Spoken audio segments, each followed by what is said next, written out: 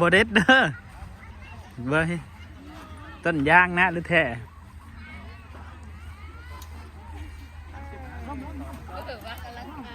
แท้หรือยางฮะหาไม่เห็นอะไรแล้วซะมันหลอกดาวน์แล้วแอปเปิลตามสบายเลย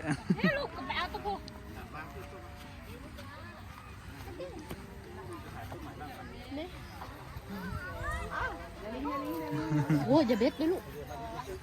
ต้นยางเขามัดใส่คืนได้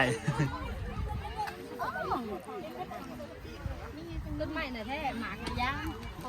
ก๊กมันกระทันเลยนะ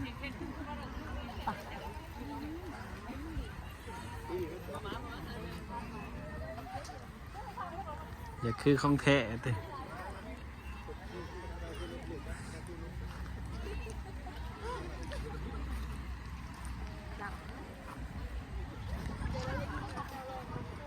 ดิม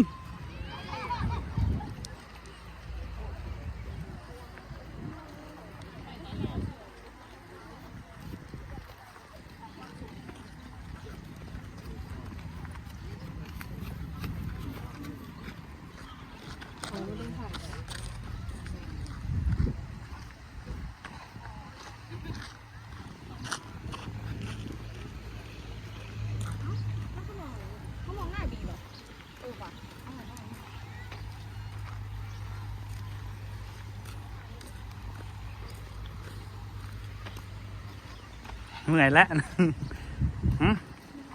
เมื่อยแล้วโบลิ่งย่างเท่าไรก็เมื่อย